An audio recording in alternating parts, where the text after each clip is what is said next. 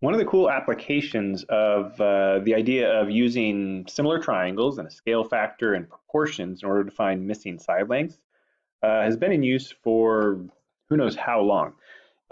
It's been used to find the heights of or distances between difficult to physically measure things, like the height of a tree, height of a building, or something like that, the distance between 2 points where it's maybe difficult to stretch a tape measure or something to find the actual distance that you want, but there are some related measurements that are easy to take, and you can create similar triangles where your unknown measurement is the missing piece.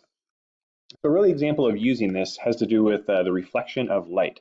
So, the two triangles formed here, where we have a person, a light post, and a mirror. So, right here, this is a mirror that that's pointing to. So surveyors used to carry around like a mirror and various other instruments for this very purpose. So it turns out if you were to place a mirror between you and an object whose height you want to find out, if you place that mirror and then position yourself so that you can see the top of that object in the mirror. So if you were the person standing here and you were looking down at this mirror and you and the mirror were positioned so that when you did that, in the mirror you were seeing the top of this object, the height of this thing, two proportional, well, a proportion is formed because two similar triangles are formed. And so these two triangles are formed and are similar because the angle that the light is going from the mirror to your eyes, so that would be this angle, is also equal to the angle that the image of the object, the light from that object, is hitting the mirror at. So those two angles are equal. Since we're talking about vertical height, those are both 90-degree angles. And then because all the angles in any two triangles are going to add up to 180 degrees, that third angle must also be equal. So you have two triangles that have all the same angles, and there's a mathematical rule that says if all the angles in one triangle match all the angles in another triangle, then those angles are similar. They're not necessarily congruent because they can be different sizes, but they are similar in shape. So they will form proportions when you create ratios of corresponding sides, which is the next part. So what this means is that the height of the person looking and the height of the object that they're looking at the reflection of, the ratio of those heights is also proportional to uh, the ratios formed by other corresponding parts. So in this case, one easy thing to measure is the height of the person and the distance that person is standing away from the mirror. I'm going to do a little lowercase l there. And a large L here, the distance from the mirror to the spot right under that object that you're looking at and trying to find the height of. So we know that the ratio of, let's say, the big height that we don't know, the height of the little person, that ratio is equal to that of the big L over little l, the distances of those two objects from the mirror in between them. So let's say we have a length of 7.2 here and a length of 12 here, and the height of the person is 6. So these are in feet. And so the one thing that we don't know is the height of the object. That's what we're trying to figure out. And surveyors used to do this. You'd get pretty handy at it if that was your job.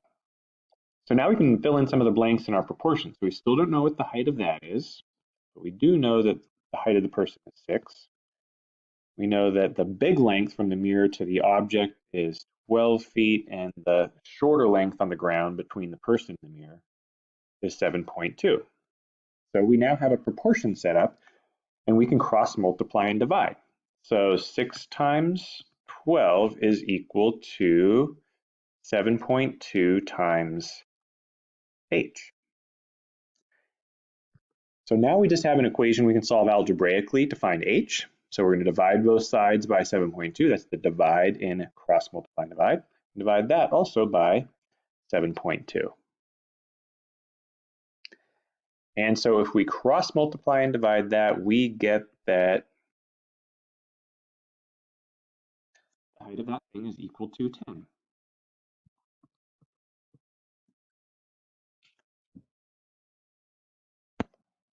Another situation where you can use these similar triangles and the proportions that are formed when you relate their corresponding sides and the ratios they form is where you have the sun shining down and casting shadows on objects.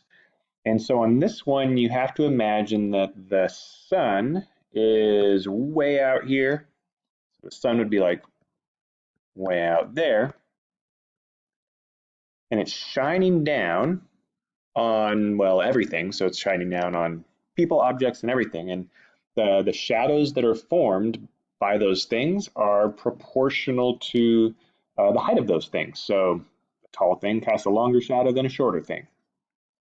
And it turns out that, like the example above, you get two similar triangles. We can prove they're similar by showing that all of their angles are equal, because like I said, there's a mathematical rule that says not only are the angles formed by similar shapes always equal to each other, but if you have two shapes with all equal angles, well, in particular, if you have two triangles with all equal angles, then you automatically have similar triangles. So these two are similar because, first of all, we're looking at vertical height, so both of these things form 90-degree angles, so they're right angles.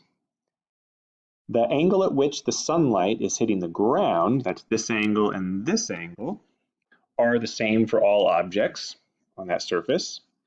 And the angle at which the sun comes up and over those objects are also equal. So these two triangles have all equal angles, therefore they are similar, which means we can use similarity, scale factor, and proportions in order to solve problems regarding unknown parts.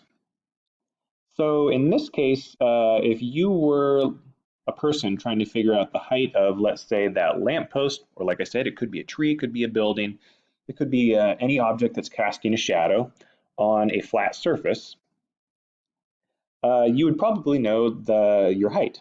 So for example, the height of this person, let's say, is 5.7. And you could measure how long your shadow is. So let's say this person casts a shadow length. I'm going to call this that little L. And that shadow length is, in this case, 7.2 feet. And it's also pretty easy to measure the shadow length of the object that you're trying to find the height of.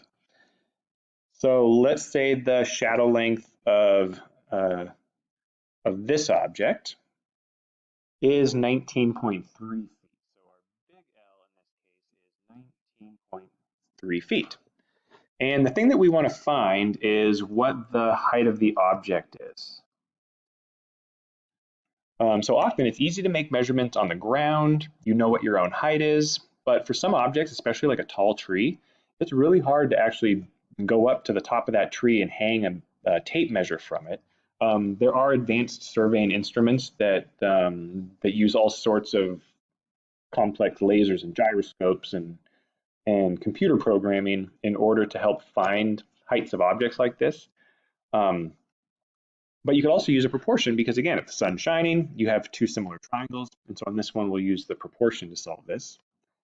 And so on this one, we know that we're going to set it up just like the other, that the ratio of the height of the big thing to the smaller thing, the person in this case, is going to be proportional to the ratio formed by the shadows.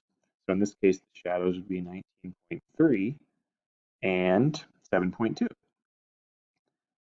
So cross products are equal. Oh, and I can fill in this one. This is 5.7.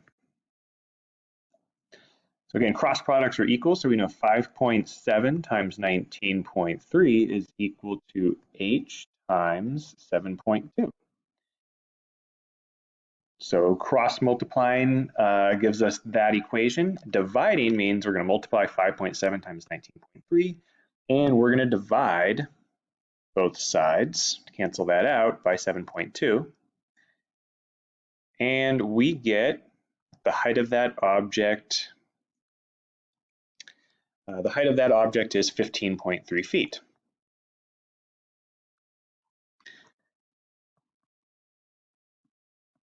And so when you do these, you can also kind of check your work to see if the numbers make sense. So if you look at the person and the person's shadow, the person's shadow is a little bit longer than their height. So 7.2 compared to 5.7.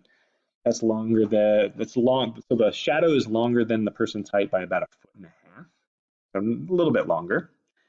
And if we look at the shadow of the lamppost and the height of the lamppost, you'll notice the shadow of the lamppost, 19.3, is just a bit longer than the height of the lamppost, which is 15.3.